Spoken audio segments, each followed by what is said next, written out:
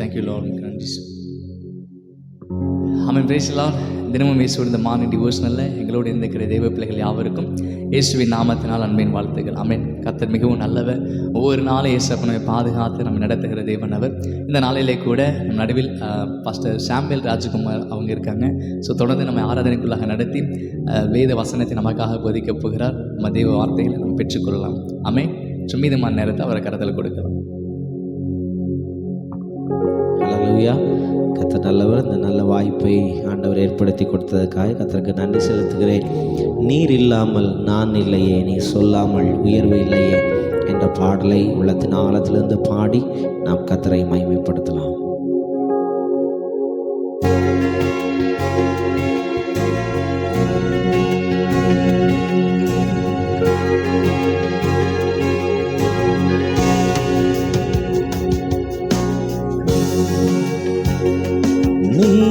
நீரில்லாமல் நான் இல்லையே, நீ சொல்லாமல் உயர்வும் இல்லையே. நீரில்லாமல் நான் இல்லையே, நீ சொல்லாமல் உயர்வும் இல்லையே. உங்க பிரசன்னம்தான் எனக்கு முகவரி, உங்க பிரசன்னம்தான் எனது பகுதி.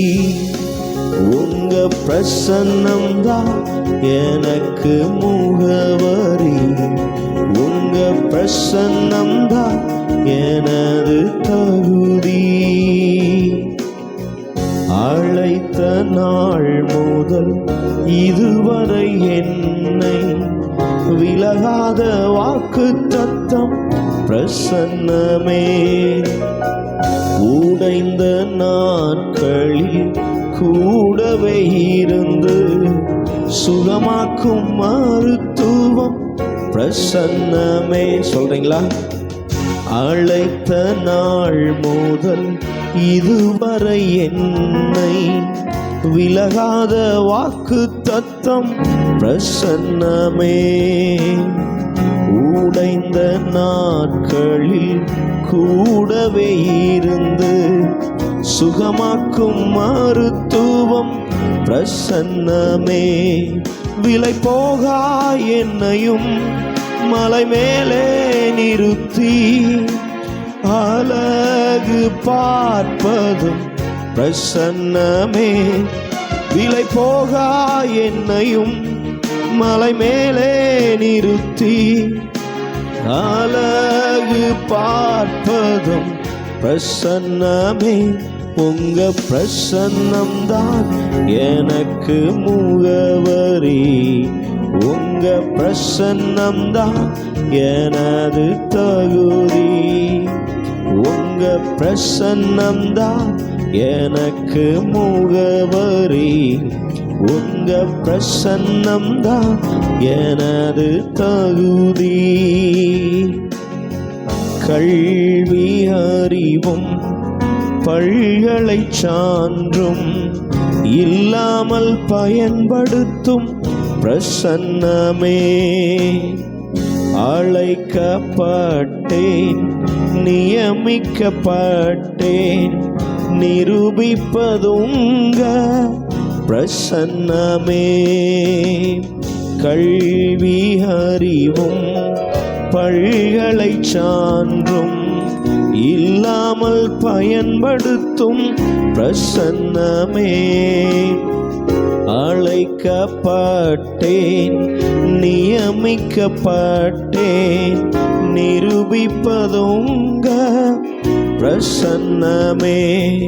பிற பாஷை பேசுவோம், பிற தேசம் வாழுவோம், விரும்பி கேட்பதும் பிரசன்னமே.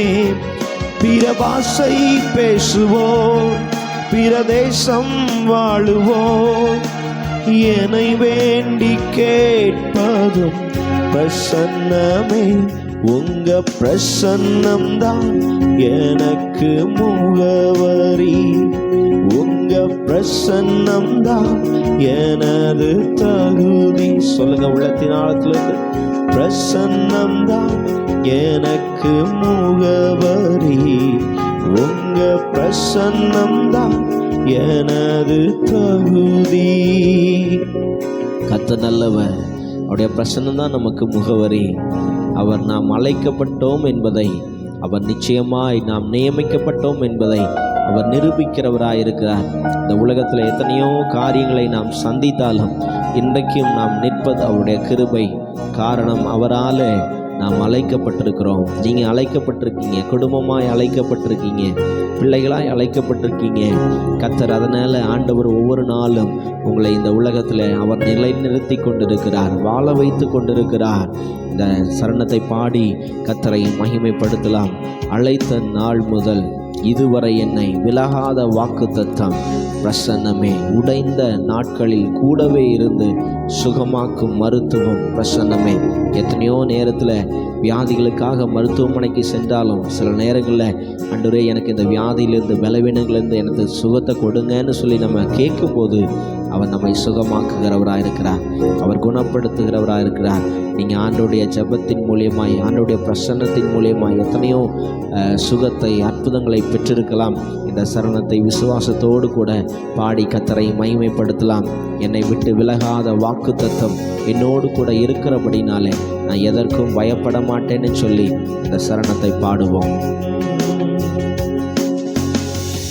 அழைத்த நாள் முதல் இதுவரை என்னை விலகாத வாக்குத்தத்தம் பிரசன்னமே.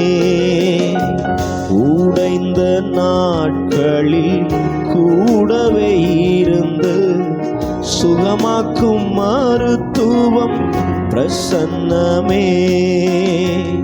அழைத்த நாள் முதல் இதுவரை என்னை விலகாத வாக்குத்தத்தம் பிரசன்னமே. உடைந்த நாட்களில் கூடவே இருந்து சுகமாக்கும் மருத்துவம் பிரசன்னமே. விலை போகா என்னையும் மலை மேலே நிறுத்தி அழகு பார்ப்பதும் பிரசன்னமே.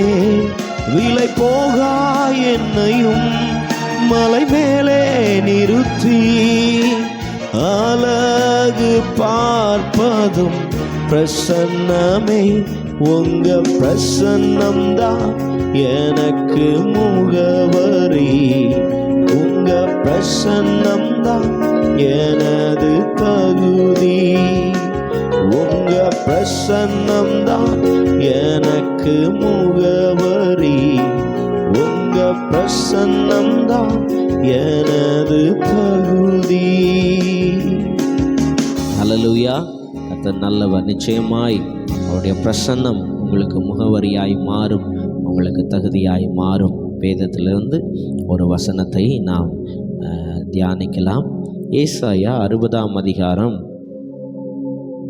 1ஆம் வசனத்திலிருந்து நான் ஒரு சில வசனங்களை உங்களுக்காக நான் வாசிக்கிறேன்.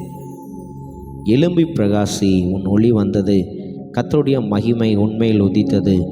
இதோ இருள் பூமியையும் காரிருள் ஜனங்களையும் மூடும், ஆனாலும் உன்மேல் கர்த்தர் உதிப்பார், அவருடைய மகிமை உன்மேல் காணப்படும். உன் வெளிச்சத்தினிடத்துக்கு ஜாதிகளும் உதிக்கிற உன் ஒளியினிடத்துக்கு ராஜாக்களும் நடந்து வருவார்கள். அல்லேலூயா. கர்த்தர் நல்லவர். இந்த நேரத்தில் இந்த இடத்துல பார்க்கிறோம், இதோ இருள் பூமியையும் காரிருள் ஜனங்களையும் மூடும், ஆனாலும் உன்மேல் கர்த்தர் உதிப்பார். அல்லேலூயா. உங்கள் மேலே கர்த்தர் அவருடைய பிரகாசத்தை, அவருடைய பிரசன்னத்தை உங்களுக்கு அவர் கொடுக்கிறவராக, வெளிப்படுத்துகிறவராக, உங்கள் மேலே அவர் உதிக்கிறவராக இருக்கிறார். அவர் உங்கள் மேலே உதிக்கும்போது அந்த வெளிச்சம் உங்கள் மேலே காணப்படும் போது உங்களுடைய வாழ்க்கை மாறும். உங்கள் மூலியமாய் அவர் வெளிப்படுவார்.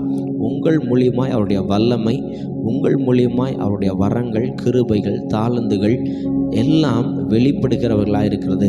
அதற்கு என்ன செய்யணும்? நம்ம என்ன செய்யணும்னா, முதல் வசனத்தில் பார்க்குறோம், எழும்பி பிரகாசி, உன் ஒளி வந்தது, கர்த்தருடைய மகிமை உன்மேல் உதித்தது.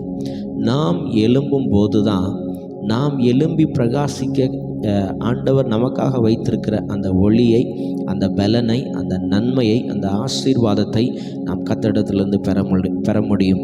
அநேக நேரத்தில் சூழ்நிலைகளை பார்த்து நாம் எழும்ப முடியாமல் சிக்கி தவிக்கிறோம். பலவீனங்களை பார்த்து அநேக நேரத்தில் எழும்ப முடியாமல் சிக்கி தவிக்கிறோம். அவ்வளோதான் என் வாழ்க்கை, அவ்வளோதான் என் படிப்பு, அவ்வளோதான் எனக்கு வேலை போயிடுச்சு, அவ்வளோதான் என்னுடைய இந்த சூழ்நிலையில், என் கடனில், என் தேவையில் எல்லாம் எனக்கு உதவி செய்வதற்கு ஆறில்லை, அவ்வளவுதான்னு சொல்லி சூழ்நிலைமையை பார்த்து பார்த்து அநேக நேரத்தில் நாம் வாழ்ந்து கொண்டிருக்கிறோம். ஆனால் கர்த்தர் இன்றைக்கு உங்களுக்கு சொல்லுகிறார், நீ எழும்பி பிரகாசி, நீ எழும்பு. அந்த ஸ்தானத்திலிருந்து, அந்த சூழ்நிலைமையிலேருந்து உன்னால் முடியாதுன்னு நீ நினைக்காத. நீ எழும்பும்போது அந்த துக்கத்திலிருந்து, கஷ்டத்திலிருந்து, கண்ணீர்லேருந்து நான் இதை விட்டு நான் வெளியே வர்றேன், நான் எழும்புறேன்னு சொல்லி நீங்கள் எழும்பும்போது உங்கள் மேலே அவர் உதிக்கிறவராக இருக்கிறார். அவருடைய பிரசன்னம் உங்கள் மேலே வெளிப்படுகிறதா இருக்கிறது. அநேக நேரத்தில் நம்ம எழும்ப முடியாதபடி நமக்குள்ளே அநேக கவலைகளையும் பிரச்சனைகளையும் போராட்டங்களையும் பிசாசு கொடுத்து எந்நேரம் இன்றைக்கி பாருங்கள், ஏதோ ஒரு விதத்தில் நாம் அநேக நேரத்தில் கவலைப்பட்டு கொண்டே இருக்கிறோம். ஆனால் வேத வசனம் சொல்லுகிறது, கவலைப்படுகிறதுனால ஒரு முழத்தையும் கூட்டவும் முடியாது, குறைக்கவும் முடியாதுன்னு சொல்லி. ஆனால் பிசாசு நமக்குள்ள கவலையை தான் அதிகமாக கொடுத்து கொண்டே இருக்கிறான். அப்போ நீங்கள் கவலையை மறந்து, எவ்வளவு தேவை இருந்தாலும் சரி, எவ்வளவு பெரிய பலவீனங்கள் இருந்தாலும் சரி, எவ்வளவு பெரிய கடினமான சூழ்நிலைமைகளை நீங்கள் வாழ்ந்து கொண்டிருந்தாலும் சரி, உங்கள் கவலையை, உங்கள் துக்கத்தை எல்லாவற்றையும் மறந்து நீங்கள் கர்த்தருக்காக எழும்புங்க. நிச்சயமாய் உங்கள் மேலே கர்த்தர் உதிப்பார். நீங்கள் எழும்ப ஆரம்பிக்கும் போது உங்கள் மேலே கர்த்தர் உதிப்பார். அந்த இடத்துல சொல்லப்பட்டிருக்கிறது, இதோ இருள் பூமியையும் காரிருள் ஜனங்களையும் மூடும்.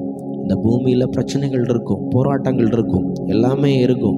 ஆனால் வசனம் சொல்லுகிறது, உண்மையில் கர்த்தர் உதிப்பார். உண்மையில் எழும்புகிற உண்மையில் உன்னுடைய ஸ்தானத்திலிருந்து, உன்னுடைய பிரச்சனையிலேருந்து நீ எழும்பணும் அப்படின்னு நினச்சி நீங்கள் எழும்பணும்னு நீங்கள் விசுவாசித்து எழும்புறீங்க பார்த்தீங்களா, உங்கள் மேலே கர்த்தர் உதிப்பார்.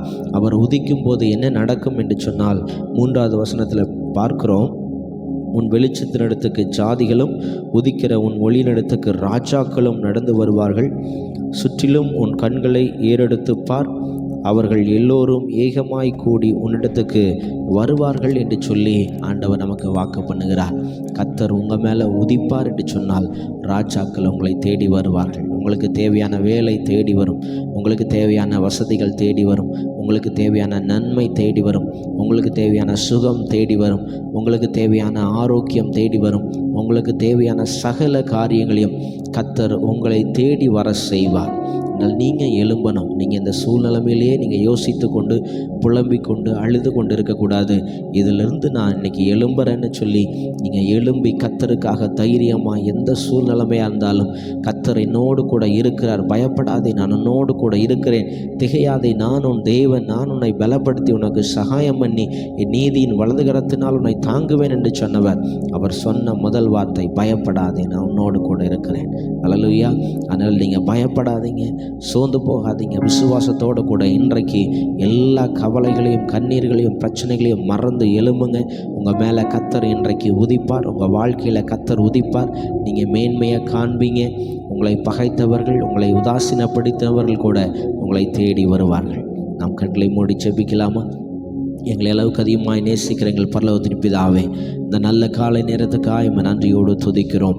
அன்று தகப்பனே, எழும்பி பிரகாசி, உன் ஒளி வந்தது, கர்த்தருடைய மகிமை உண்மையில் உதித்தது என்ற வார்த்தையின்படி பிள்ளைகள் இந்த நாளிலே ஒரு வைராக்கியத்தோடு, தைரியத்தோடு எழும்பும் போது பிள்ளைகள் மேலே, அவருடைய குடும்பங்கள் மேலே கர்த்தர் உடைய பிரசன்னத்தினாலே உதிப்பீராக. ஆண்டவருடைய மகிமை அந்த குடும்பத்தில், பிள்ளைகளுடைய குடும்பங்களிலே காணப்படுவதாக. ஆண்டவரே, எமக்கு ஸ்தோத்திர ராஜா. உதிக்கிற அன்று தகப்பனே, ஒளியினிடத்துக்கு ராஜாக்கள் நடந்து வருவார்கள் என்று சொன்னீங்களே, பிள்ளைகள் மேலே கர்த்தர் ஆண்டவரே நீர் உடைய மகிமையை வைக்கும்போது, உடைய பிரசன்னத்தை வைக்கும்போது, உடைய கிருபைகளை, வரங்களை, வல்லமையை வைக்கும்போது அதை கண்டு அநேக ராஜாக்கள், அநேக அதிகாரிகள், அநேகர் அன்று பிள்ளைகளிடத்தில் தேடி வந்து உம்மை மகிமைப்படுத்த கர்த்தர் உதவி செய்வீராக. ஆண்டவரே, எமக்கு ஸ்தோத்திரம். அந்த பூமியில் அன்று தகப்பனே, இருள் ஜனங்களை மூடினாலும், காரிருள் ஜனங்களை மூடினாலும் நாங்கள் ஒன்றுக்கும் பயப்பட மாட்டோம்ப்பா. நீர் எங்களோடு கூட இருக்கிறீர். உம்முடைய வெளிச்சம் அந்த இருளை நீக்கிவிடும் என்று சொல்லி நாங்கள் நம்புகிறோம் ஆண்டவரே. எமக்கு ஸ்தோத்திரம். இன்றைக்கு இந்த பிள்ளைகள் மேலே, அதை பார்த்து கொண்டிருக்கிற பிள்ளைகள் மேலே, அவங்க குடும்பத்தின் மேலே கர்த்தர் இந்த நாளில் உதிப்பீராக, நீர் மகிமைப்படுவீராக. இயேசுவின் நாமத்தில் விட்டு ஜெபிக்கிறேன் ஜீவனுள்ள நல்ல பிதாவே, ஆமென், ஆமென். ஆமென். கர்த்தர் தொடர்ந்து எங்களோடு இணைந்தீர்கள். நம்ம இணைந்து ஒவ்வொரு நாளும் தேவன் ஆராதனை செய்து நல்ல பாடல்களை பாடி சங்கீத பகுதியை தொடர்ந்து தியானிக்கலாம். தொடர்ந்து இந்த ஊழியர்களுக்காக நீங்கள் ஜெபித்துக் கொள்ளுங்கள். God bless you.